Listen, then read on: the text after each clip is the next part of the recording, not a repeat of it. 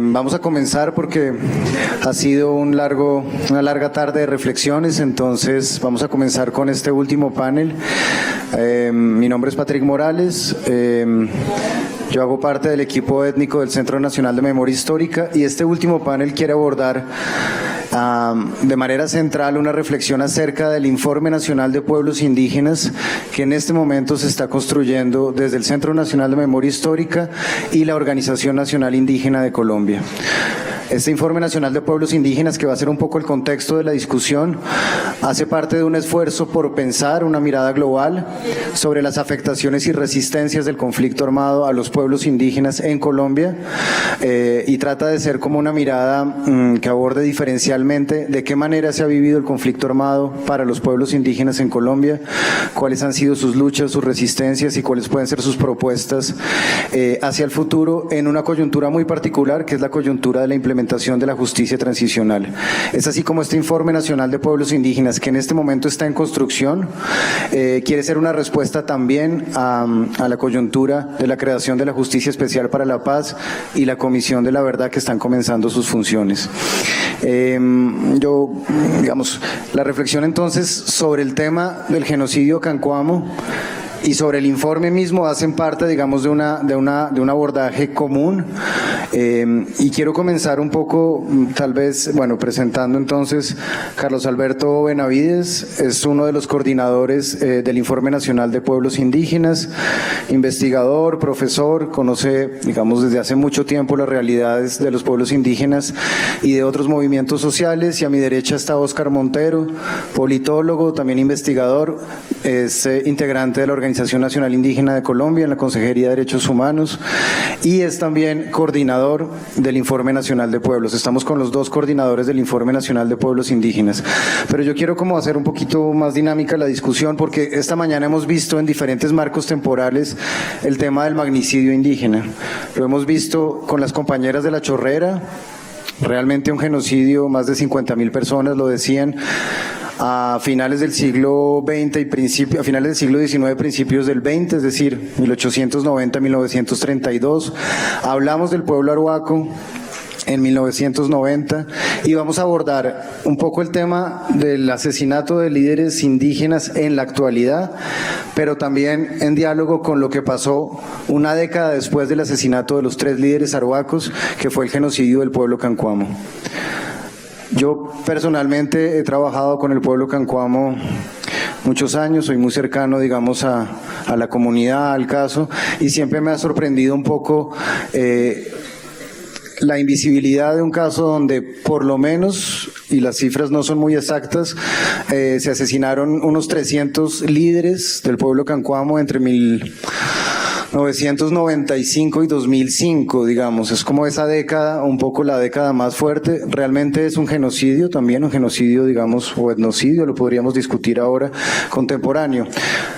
En estos marcos temporales que menciono, obviamente hay continuidades, la discriminación histórica, el racismo, estas estrategias de quebrantar los procesos organizativos y políticos, pero me interesa, Carlos, más preguntar, no tanto por las continuidades temporales que estamos viendo en los magnicidios indígenas, sino también por las rupturas que hay en la actualidad en relación con otros contextos temporales que hemos discutido. Es decir, ¿qué diferencia en este momento esta coyuntura de asesinato de líderes indígenas que estamos viendo en los últimos 2-3 años, cuyas cifras Óscar conoce muy bien y ahora nos podrá compartir, con el contexto de los indígenas cancuamo, 1990-2000, lo que pasó con los líderes arhuacos? Es decir, más allá de las continuidades también, ¿qué podemos decir de estas nuevas coyunturas y qué está explicando un poco este fenómeno reciente de asesinato de líderes indígenas que se ha venido acentuando últimamente? ¿Qué pueden ustedes decir desde el Informe Nacional de Pueblos?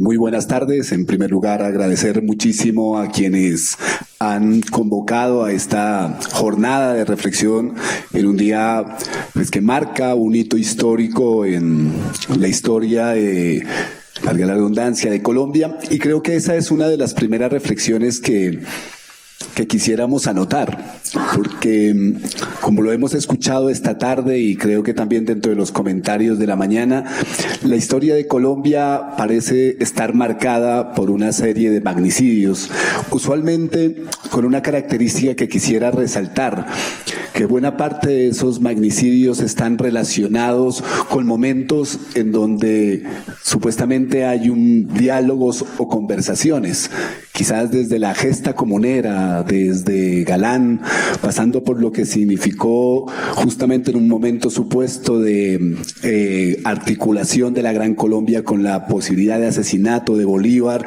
pasando por lo que ocurrió en los años 50 del siglo XIX, pasando por lo que ocurrió después con el general Uribe, hasta el asesinato de Gaitán. Y pareciera que, digamos, hemos construido una historia a partir de esos relatos y hoy nuevamente estaríamos enfrentados a un momento complicado y a un momento crucial y liminal frente a esas posibilidades, a esa forma de entender la historia. Pero también hoy hemos escuchado que esa historia, y nos lo han señalado nuestras mamás, nuestras amigas hoy en este momento, en la charla anterior, a esa historia de los magnicidios de la historia oficial colombiana falta sumarle una serie de violencias, otros tiempos y otros espacios que han vivido los pueblos indígenas desde sus dinámicas regionales y desde su propia construcción histórica, desde sus silencios, desde sus canastos cerrados y la posibilidad de ir abriendo esas historias que seguramente van a volver mucho más complejo y seguramente nuestra historia no solo dependa de esa violencia con B mayúscula que marcó el magnicidio de Gaitán, sino que entendamos que nuestra historia necesita reivindicar una serie de liderazgos y de luchas que estaban en relación a esos liderazgos. Y justamente en el informe que estamos desarrollando, que está en proceso, digamos, todavía, lo que vamos a presentar hoy o lo que estamos presentando hoy hace parte de esas dinámicas, digamos, de reflexión que hemos venido haciendo desde el año pasado, primero en una serie de encuentros en las distintas macroregiones de la UNIG, haciendo una serie de recorridos de la mano de la Secretaría de Derechos Humanos de la UNIG, de la mano del enfoque étnico del Centro de Memoria Histórica, como contarles una serie de reflexiones iniciales que tenemos en ese marco que pensamos que debe volver plural los tiempos, de que debe volver plural los espacios.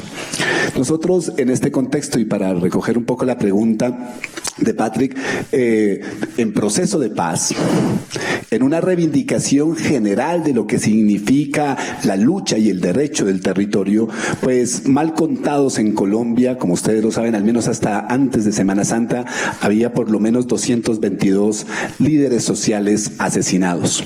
Y de esos 222 líderes sociales asesinados, la mayoría pertenecen a pueblos indígenas.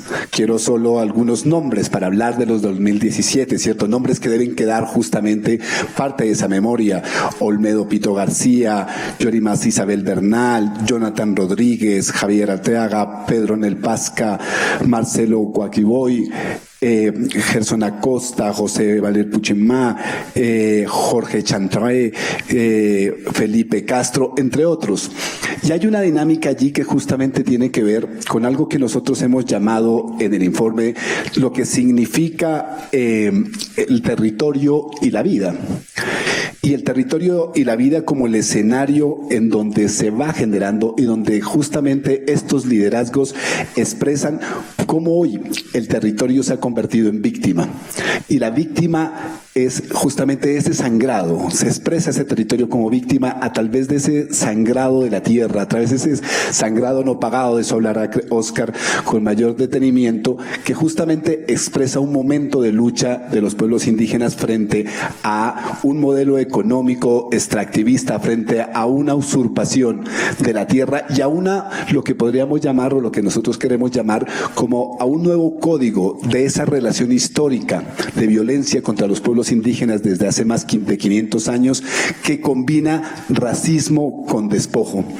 Y quizás el elemento novedoso, para llamarlo ahí, dentro de esa lógica estructural de racismo y despojo, es que estos liderazgos justamente lo que relacionan son las vidas cotidianas de comunidades en resistencia de su territorio, en donde están justamente sucediendo ellos. Es allí en donde en los procesos de paz, en los 104 municipios que el proceso de paz justamente ha marcado como los municipios en donde más importancia, de mayor focalización debe existir en términos de la política del Estado, dentro de eso que se llama paz territorial del Estado.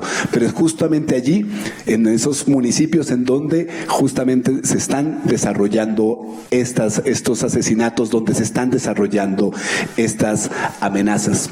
Ese sería como un primer momento, digamos, frente a esa pregunta. Bien, vamos a ligarlo un poco también con el tema Cancuamo, Óscar, pero digamos que es importante que tú nos recuerdes un poco qué fue lo que pasó con el tema Cancuamo. Este caso para mí tiene una connotación bien importante, y es que la coincidencia del inicio del genocidio Cancuamo temporalmente está ligada con el inicio del proceso de reetnización, en el momento en que los Cancuamo deciden organizarse y reivindicarse como una comunidad étnica, como un pueblo indígena, regresar un poco a sus raíces. Esa coincidencia, digamos, no es gratuita. Acá la lectura del genocidio Cancuamo es un poco también una lectura de actores armados aliados con élites regionales que también estaban un poco enfocados a fragmentar el tejido social y organizativo de unas comunidades que no les convenían que tuvieran esos niveles de liderazgo. Eso podría explicar un poquito el código explicativo del genocidio Cancuamo, pero ahí hay más cosas, Óscar. ¿Qué podría explicar, y de repente que le expliques un poquito al público qué fue lo que pasó, pero de fondo, qué hay detrás de este genocidio que realmente también es uno de los más relevantes en Colombia, en la Colombia contemporánea? ¿Cuáles son como tus lecturas a 10 años de que haya sucedido, un poco más, y en la medida en que tú también eres víctima de ese proceso de violencia como todo tu pueblo? Me la coloca difícil, Patri. Yo creo que esta es una de las invitaciones más difíciles que he aceptado, a veces, como le decían ahorita las abuelas arhuacas, ¿no? Ya estamos cansados de tanto decir lo que nos ha tocado vivir, pero igual toca seguir insistiendo y diciéndolo. Bueno, inicialmente quiero expresar pues mi saludo a todos ustedes. Soy del pueblo Cancuamo, víctima pues del conflicto y del genocidio del cual el pueblo Cancuamo hoy vivió. Pero a pesar de eso, que hoy aquí existimos y estamos, yo quiero invitar a que todos mis paisanos cancuamos, víctimas del conflicto, que hoy me acompañan acá, se puedan levantar en un momento, porque ellos son los sobrevivientes de este proceso que nos tocó lastimosamente vivir. Y hoy por hoy ellos están acá en Bogotá, no porque quieran estar aquí en Bogotá, sino por ese mismo proceso de exterminio sistemático que pasó con el pueblo indígena de Cancuamo, y que a pesar del tiempo y de los tiempos de paz que hoy hablamos, todavía seguimos viviendo ese miedo y ese sosiego de poder o de no poder quizás regresar al territorio. Aquí están muchos de ellos. Se paran un momentico para que los vean.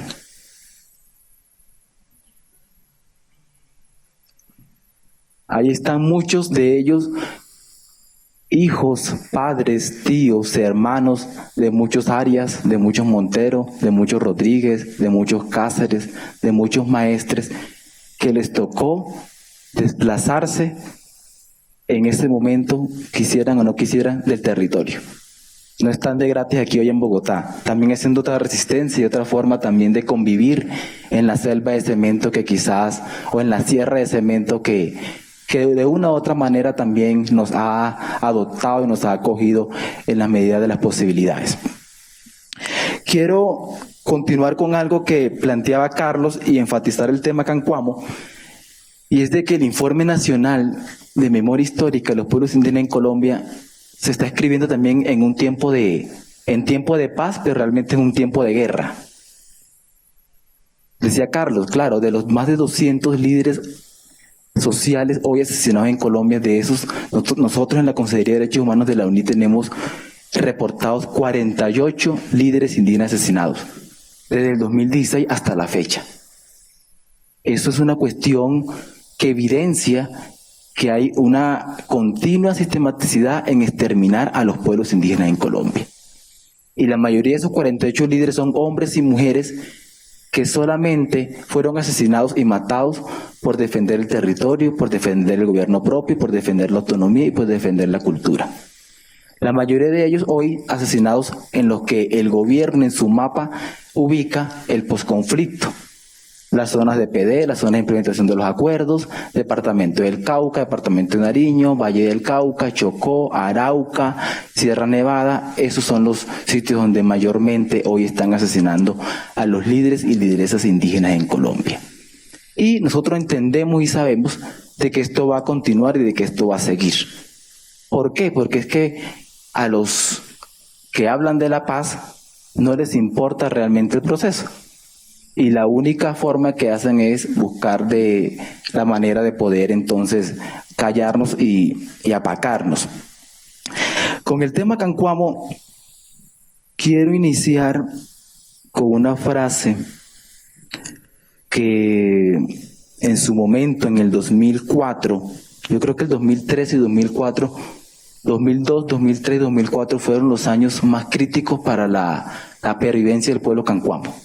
Esos 3 años fueron una cuestión que en lo cotidiano de Valledupar y en lo cotidiano de la región se nombraba día a día: mataron un Arias, otro Arias, otro Arias, otro Montero. Y que en su momento muchos de nosotros nos tocó quitarnos los apellidos, escondernos o negar que éramos cancuamos, simple y llanamente para que no nos asesinaran. Y en el 2004, en junio, en una cumbre de derechos humanos aquí en Bogotá, Freddy Arias manifestaba lo siguiente: si nos van a seguir, si nos están matando por estar callados, es mejor que nos maten estar hablando. Y al mes y medio mataron a Freddy. El 3 de agosto. Mataron a Freddy el 2004, el 3 de agosto, en Valledupar. Y esos 3 años fueron tan intensos de que empezamos prácticamente nosotros a hacer una romería de recoger a nuestra gente. Porque en ese momento ninguna institucionalidad del Estado, ninguna, era capaz de poder entrar a ciertos sitios de las estribaciones de la sierra a recoger los cadáveres de nuestra gente. Era nuestra propia gente la que le tocaba recoger a nuestra propia gente como si fueran unos tirados allí en la carretera. Y nosotros en el día a día durante ese periodo vivíamos a la expectativa y a la espera de al día siguiente a quién le tocará el turno hoy. Porque también en ese momento, en esos tiempos, nuestra gente que bajaba de la Sierra Valledupar, los paramilitares tenían días en la semana en la cual hacían los retenes y mataban a la gente. Y lo más triste, peor del caso, es de que el mismo conflicto llevó a vincular gente nuestra misma en este exterminio de nuestro pueblo. Era a veces la misma gente nuestra, encapuchada, la que decidía a quién se mataba y a quién no se mataba. Cuando se recogían las cédulas, cuando se dejaba del carro. Era la que decía y señalaba a este, a este y a este. Entonces fue un tema bien complejo que, más allá de todas estas situaciones que vivimos y que llevamos, tiene una lógica y tiene unos intereses estructurales a la cual empezó este exterminio.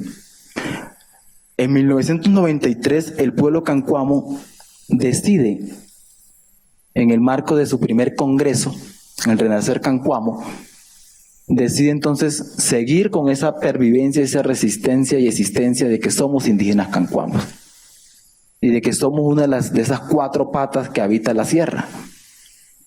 Y así los mismos otros 3 pueblos hermanos también lo entendieron y lo reconocieron. Fue muy duro también y muy difícil al inicio, pero lo reconocieron también porque sabían que una mesa sin una pata no está equilibrada. Esta era la otra pata que estaba allí. Y el proceso de exterminio del pueblo cancuamo no solamente es de 20 años atrás o 10 años atrás. Nosotros los cancuamos fuimos la carne de cañón en la Sierra Nevada de Santa Marta.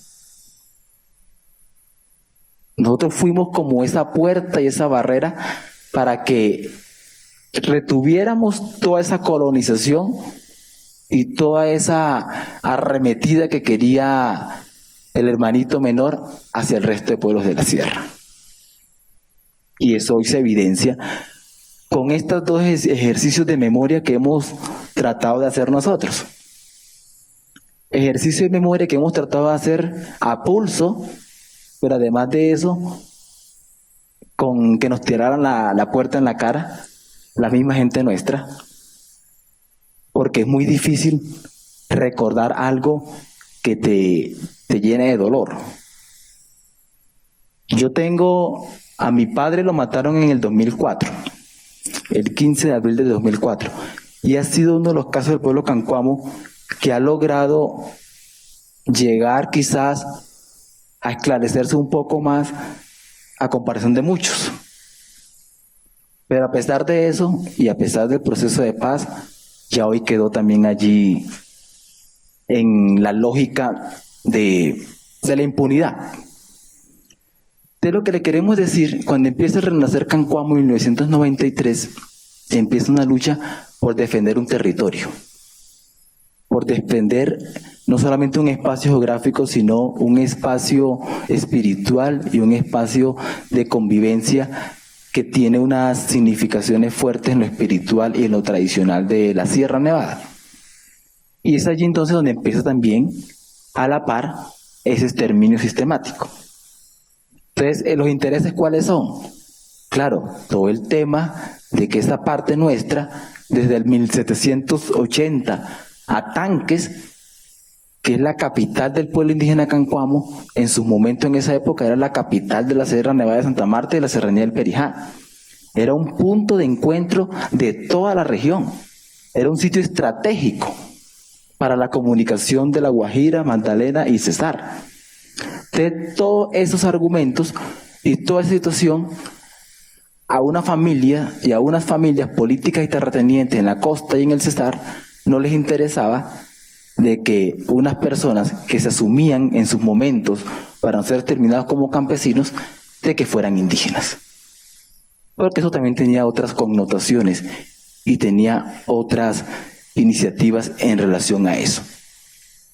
Es así que empieza entonces a la par un proceso fuerte de resistencia del pueblo cancuamo, pero un proceso también fuerte de resistencia a decir públicamente quién soy yo. Yo me acuerdo tanto que en esas épocas uno iba y le decía a la gente en la comunidad, no, voy para una reunión, la de los cancuamos.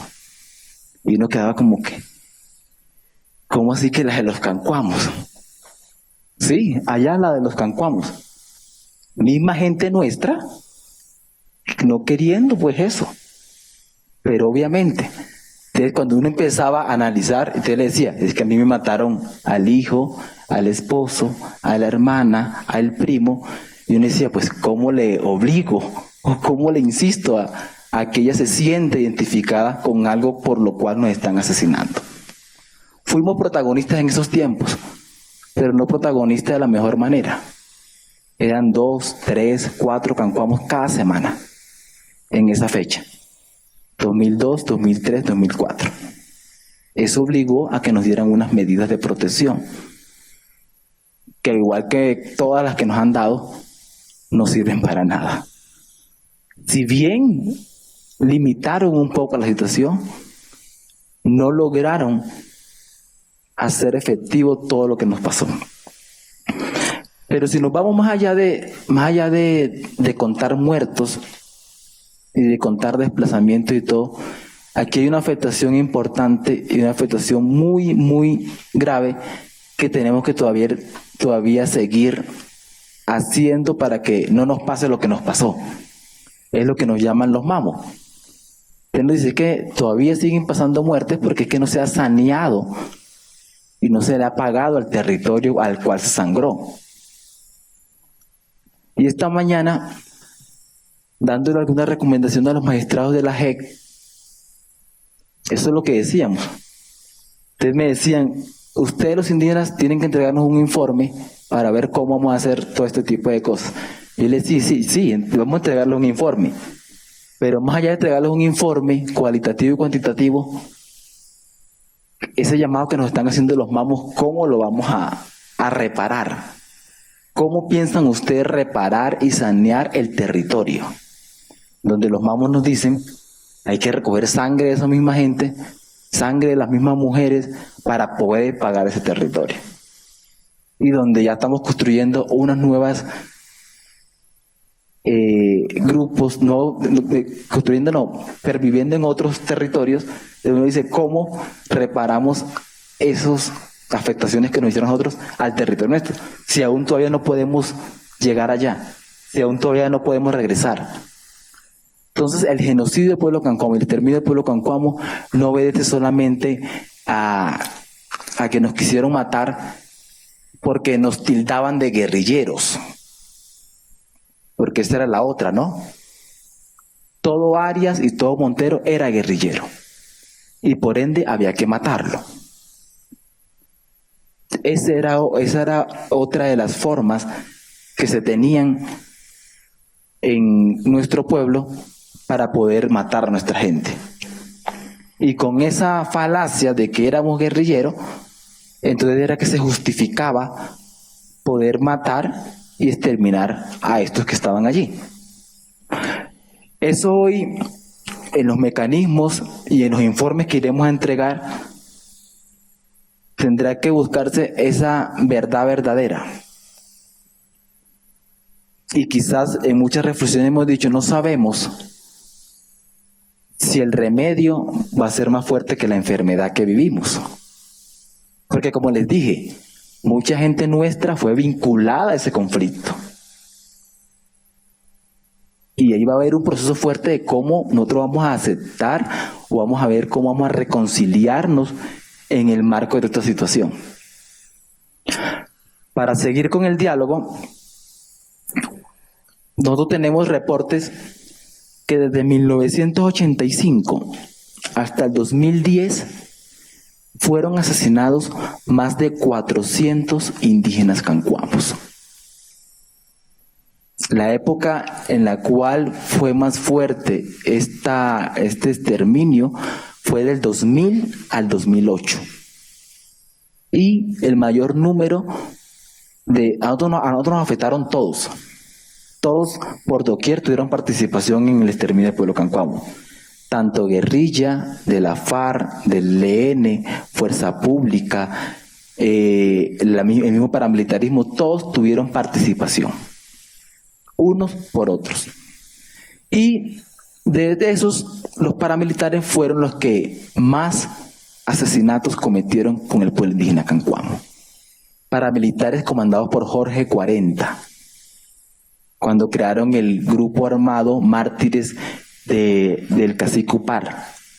Y lo digo porque es que yo lo viví. Yo hablé con Jorge 40 a mis 15 años cuando mataron a mi papá, en la mesa en Valledupar, reclamándole por qué lo habían hecho. La primera respuesta fue, es que era guerrillero. Y ya con la investigación y con todo, y empezamos a vislumbrar que no era solamente mi caso, sino el de todos los cancuamos, empezamos a mirar de que es una familia terrateniente en el país, por venganza a un pueblo, se ensañó a asesinar a toda nuestra gente. En el 2008, la Fiscalía y todos los entes de control logran decir que Hernando Molina Araujo, gobernador del departamento del Cesar, en ese momento, en el 2004, fue el actor intelectual del asesinato de mi padre. Pero además, no solamente el mío, porque fue el que los mismos paramilitares, que fueron 10, Entre esos 5 policías, los mismos fueron los que denunciaron y dijeron: este señor fue el actor intelectual. Y nos reunimos un 28 de marzo del 2004 en tal parte, en tal lado, y esta fue la orden. Pero además de eso, ese mismo fue el que mandó también asesinar a muchos cancuamos más. Por una venganza del asesinato del que en su momento fue la exministra de Cultura, Consuelo Araujo Noguera. Logramos entonces vincularlo, lo que estuvo con el tema paramilitarismo, con la parapolítica, logramos vincularlo al tema del genocidio del pueblo cancuamo. Le dan orden de captura 2 veces, y en ninguna de las 2 veces fue posible que lo capturaran. Y hoy, en tiempos de paz y en el proceso de paz, está libre de todo pecado con el caso de mi padre y con el caso cancuamo. Lo que trae la paz. Y a pesar de eso, estamos y le apostamos al proceso de paz. Porque así me lo dijeron: Óscar, tranquilo, esos son los costos de la paz. Este señor en estos momentos no tiene ningún vínculo con el tema de asesinatos de líderes del pueblo cancuamo. ¿Y quién es? El hijastro del actual Contralor General de la Nación, Edgardo Maya Villazón, primo hermano de María Consuelo Araujo, secretaria de Desarrollo Social de Bogotá, primo hermano de Álvaro Araujo Castro, es senador de la República. Y bueno, y así. Ustedes miren que la pelea nuestra no es cualquier pelea. Y el asesinato y el homicidio de todos los cancuamos también no ha sido cualquier otra forma de discusión el tema. Yo lo digo aquí normalmente porque es que ya lo he dicho miles de veces. Son 15 años que lo repito en diferentes espacios, en diferentes momentos. Y siempre hemos dicho: si nos pasa algo, ya saben quiénes son. Ya saben quiénes son. Y les podemos seguir contando que de los 400 cancuamos, 350 fueron hombres y más o menos unos 50 fueron mujeres los que fueron asesinados. Como decía la compañera Jaraguaca ahorita, es que muchas veces era el hombre el que salía y estas cosas, pero la mujer es la que estaba en la casa, la que guardaba la espiritual, estas cosas. Quizá de pronto no fue tan afectado eso.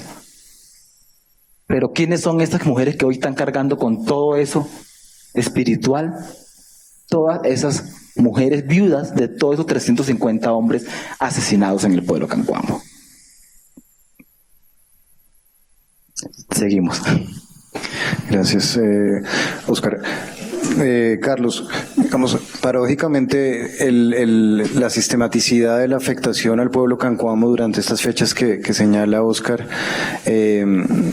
no pudo, digamos, detener el proceso organizativo cancuamo, e incluso uno podría decir que en algunos momentos más difíciles de la confrontación incluso el proceso organizativo se fortaleció a pesar de las amenazas y los asesinatos. A esto voy, Carlos, un poco, se ha hablado mucho de los magnicidios, pero también es importante que hablemos un poco desde el informe de cómo conciben ustedes los procesos de resistencia y lucha a partir de las afectaciones de la violencia a los pueblos indígenas. Es decir, estamos hablando de un informe nacional que debería abordar, digamos, una mirada global sobre 106 pueblos, cosa que es imposible, pero cómo caracterizar, Carlos, estas respuestas de los pueblos indígenas al conflicto, que en algunos sentidos son resistencia, pero que tienen otras connotaciones y que van mucho más allá. ¿Cómo lo están pensando ustedes desde el Informe Nacional de Pueblos? Quisiera complementar inicialmente algunos elementos de datos. Nosotros todavía estamos construyendo, digamos, una lectura cuantitativa de lo ocurrido, pero a esos 400 y más, digamos, cancuamos asesinados desde el 85 aquí como muertes selectivas, hay que sumarle más o menos unas 2.500 líderes en distintos departamentos, líderes y hombres y mujeres en los distintos departamentos. Y hay que anotar que el pico mayor corresponde a nivel nacional también con esos años de los que habla Óscar para el pueblo cancuamo, Cuamo entre el 1999 hasta el 2008, que tiene que ver también con lo que significó, digamos, una forma, un proceso de ajuste del régimen político y del modelo económico en el país, ¿cierto? Creo que esa es una información muy importante porque nos da cuenta justamente de el impacto que se generó tanto en esa dinámica territorial, en la defensa del territorio, en construir justamente a partir de esa construcción de ese modelo económico extractivista y desde ese régimen político autoritario clientelar en las regiones dirigido desde el centro, se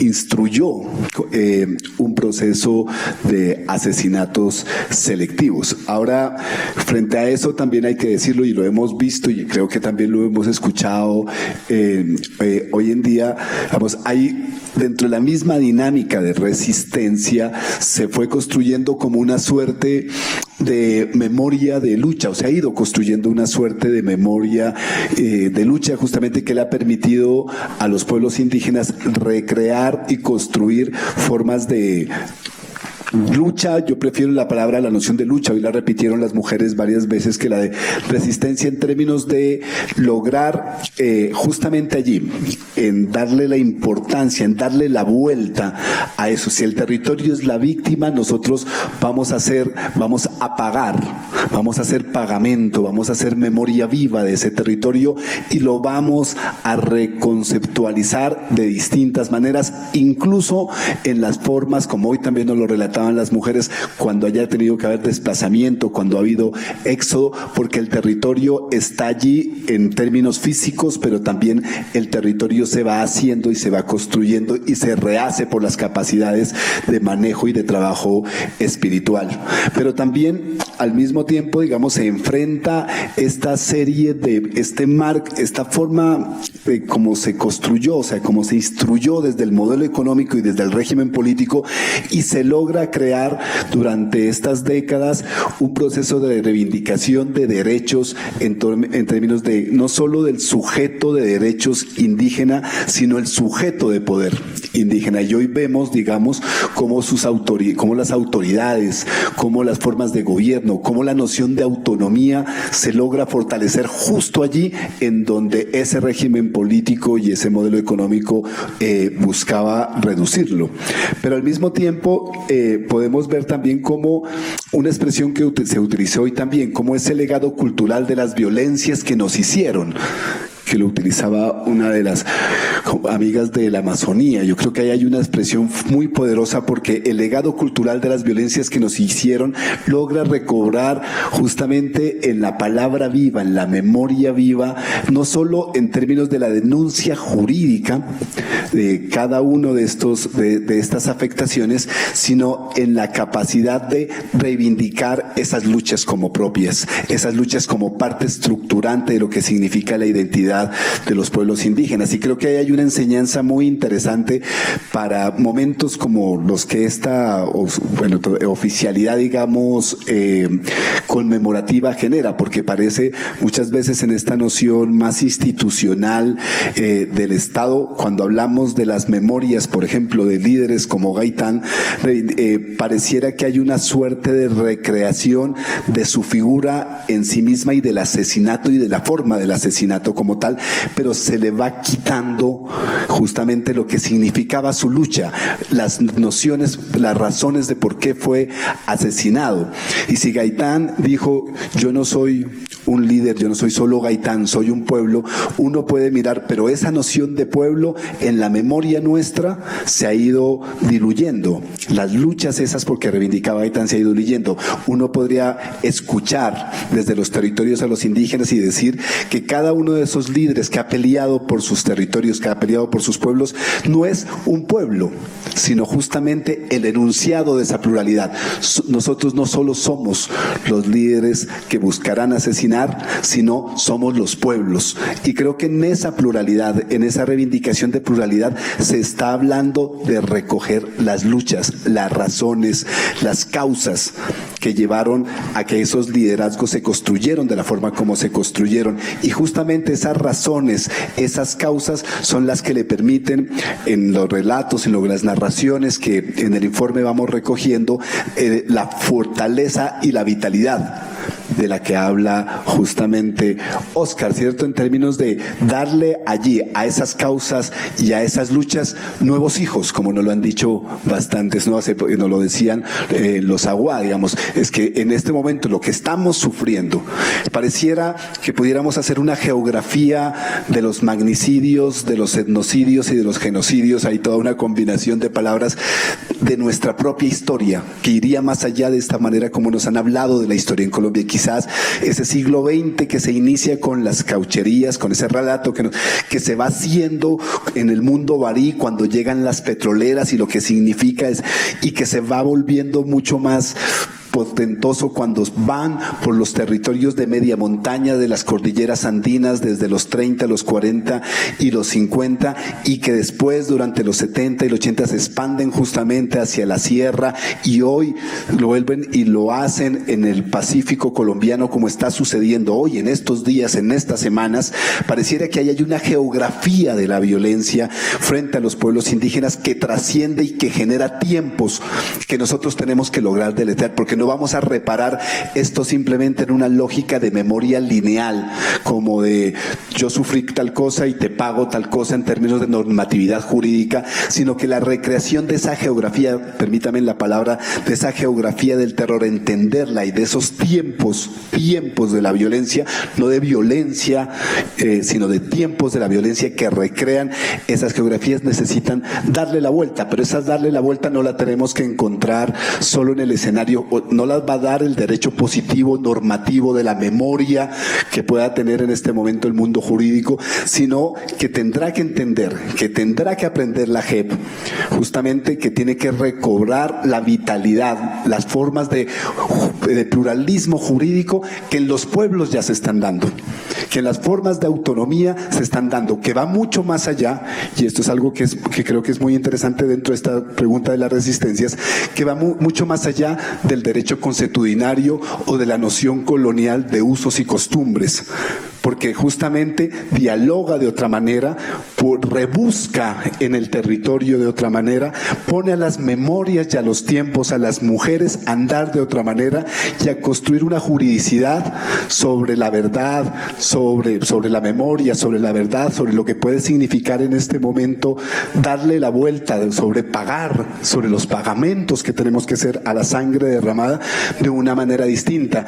Y ahí no solo estaremos reivindicando el papel fundamental, digamos, en todo este proceso que han cumplido los pueblos indígenas en la defensa de su territorio, que es nuestro territorio, sino también la posibilidad de construir una ciudadanía pluralista distinta.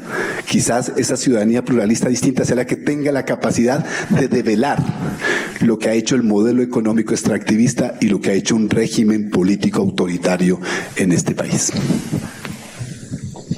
Ok, ya un poco a manera de cierre, las dos últimas preguntas, una para Óscar y una para Carlos, porque estamos en estos actos conmemorativos, este 9 de abril, y yo tengo como un balance como compartido, pero Óscar me dirá. Yo tengo la sensación cuando voy a Tanques y a la Sierra, que los jóvenes que están allá no saben lo que pasó. Suena lugar común, pero no lo es. Yo estoy seguro que los chicos que están en el colegio en Atanques no conocen lo que pasó hace solo 10 años. No estamos hablando de 100 años de la cauchería o un poco más para el caso de los 3 líderes, por ejemplo, estamos hablando de hace 10 años.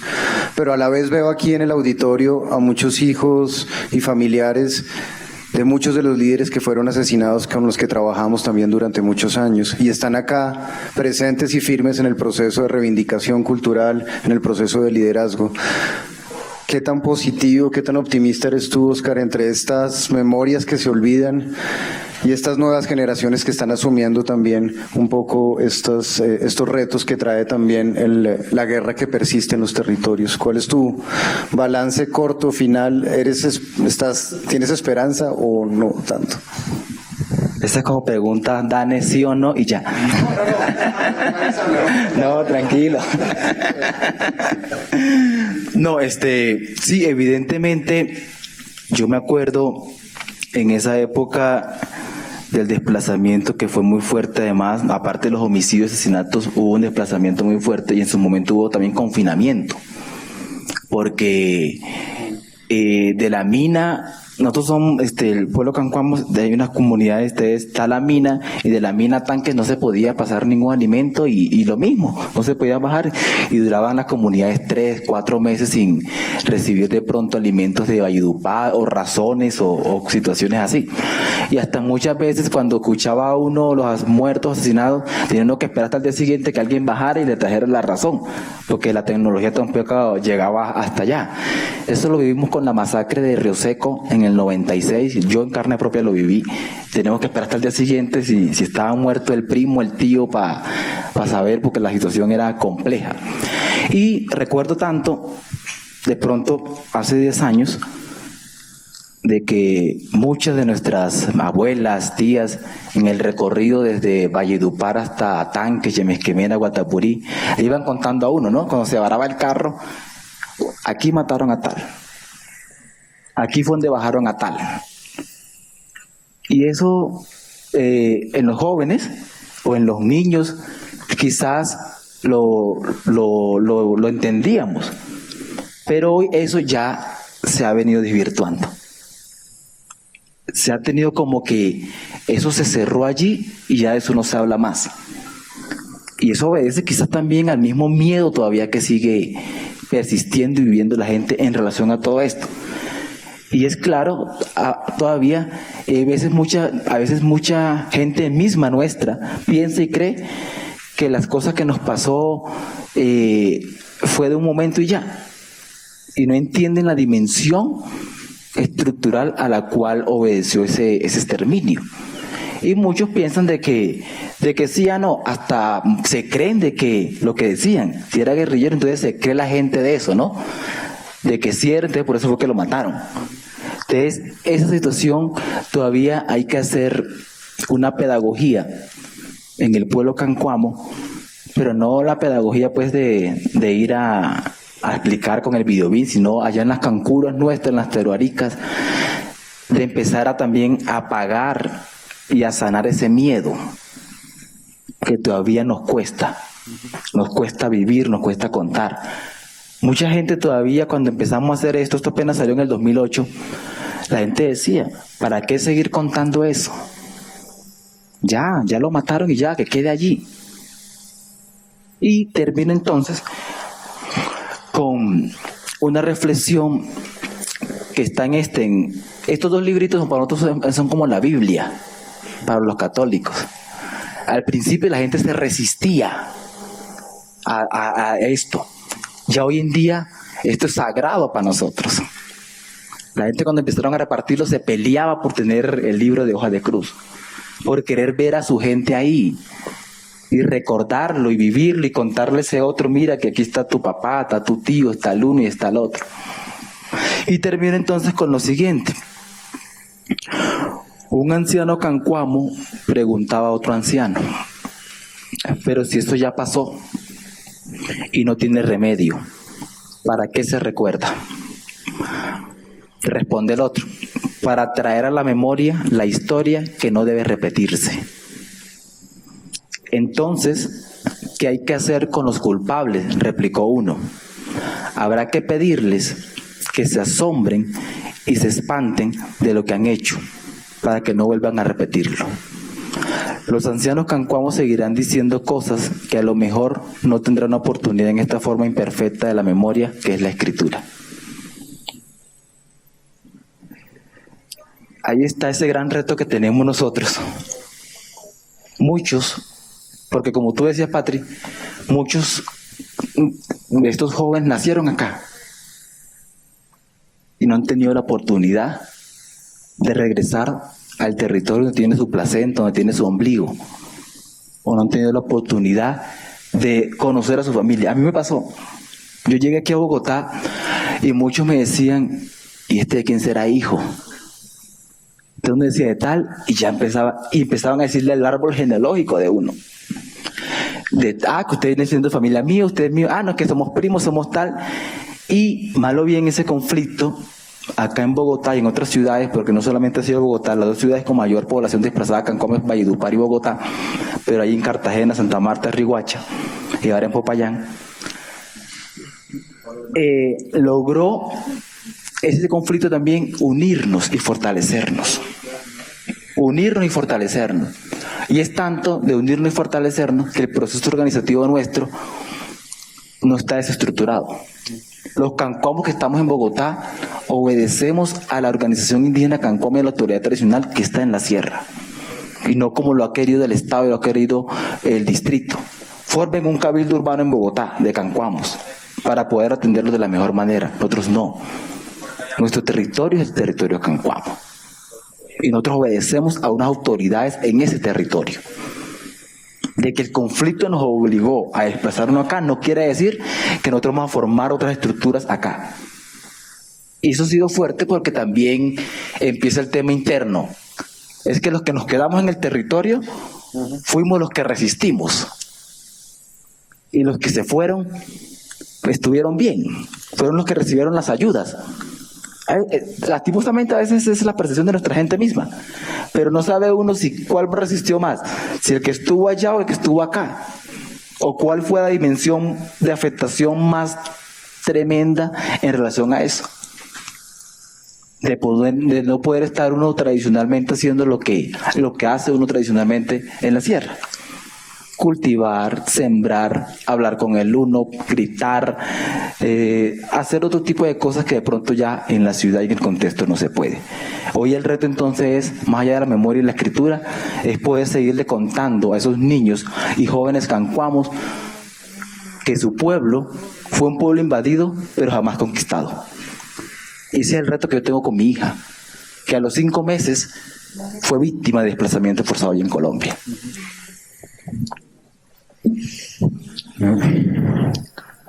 Carlos, para cerrar, estamos en un momento de, digamos, ya de demasiada memoria, o sea, la memoria en este momento tiene que empezar a repensarse.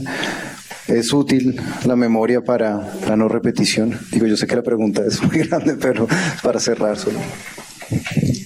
Yo creo que, o al menos dentro de lo que nosotros estamos trabajando en el informe, que si la memoria es memorias vivas, sí, pero si la memoria por alguna razón, o esta noción de memoria por alguna razón, tiene la misma suerte que a las piezas que van a los museos, no. Y creo que ese es el gran reto, ¿cierto? Que no se puede volver una suerte como de arqueología del conflicto y las afectaciones de los pueblos indígenas y el reto de mantener las memorias vivas justamente significa pues la recreación de la vida en el territorio. Creo que eso es fundamental y lo repetimos y lo repiten los pueblos todo el tiempo, y esa recreación significa entender que hay que pensar, darle una vuelta hacia el fogón para poder volver al ombligo, pero esa vuelta también significa una vuelta de espiral en términos de pensarse ese futuro en donde las memorias vivas van a ser fundamentales. Y lo otro tiene que ver también con una segunda parte, ¿no? Nosotros estamos pensando en uno de los capítulos hablar de esta noción como de recoger esta memoria sobre el territorio como víctima, pero la otra también es una parte que le llamamos las interrupciones de la vida. Y esas interrupciones de la vida se han dado porque hay malas formas de morir, porque hay malas muertes, como nos lo han dicho, ¿cierto? Y es necesario, y creo que justamente las palabras de esos mayores cancuamos nos lo dicen, es que volvamos a trabajar, que las memorias vivas nos ayuden otra vez a aprender como sociedad, como pueblos, que hay formas de como hay buen vivir, hay buen morir. y que una sociedad que sabe recrear su vida en su territorio y una sociedad que sabe buen morir puede hacerlo logrando reconstruir sus memorias vivas para el futuro. Creo que ahí está la clave de lo que estamos aprendiendo nosotros en el informe. Listo, pues muchas gracias a Óscar, a Carlos y a todos ustedes por participar y por acompañarnos esta tarde. Muchas gracias, Bastián.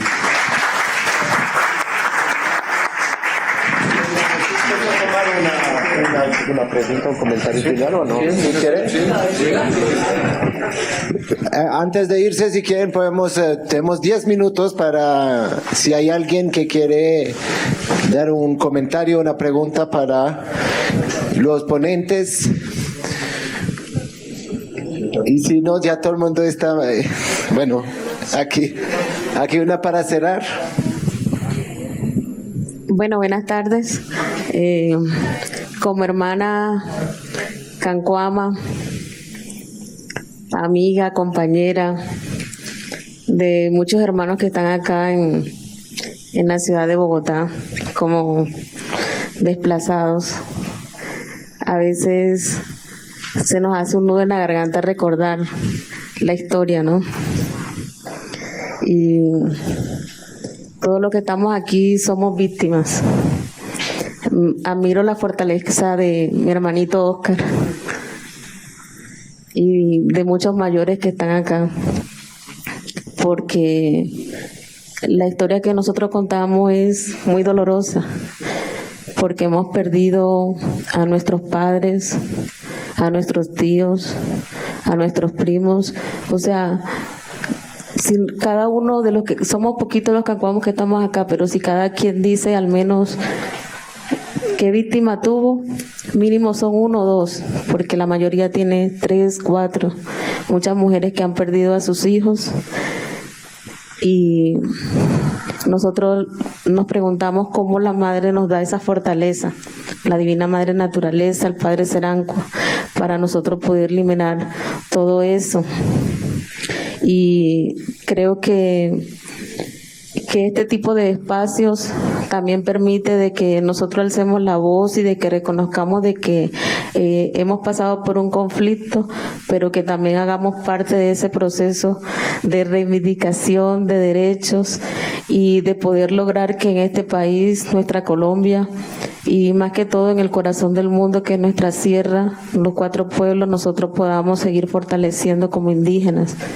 Estamos llamados a la palabra alrededor del fogón, a escuchar a nuestros mayores, a nuestros mamos, a nuestras sagas, a nuestras mayoras, para poder seguir avanzando en este proceso y poder decirle a nuestros hijos y a las generaciones futuras, porque nosotros como indígenas transmitimos nuestro conocimiento de generación en generación, de que el pueblo cancuamo vive, de que el pueblo cancuamo persiste y de que es un pueblo que ha sido invadido pero jamás conquistado. Gracias. Bueno, muchas gracias por esas palabras.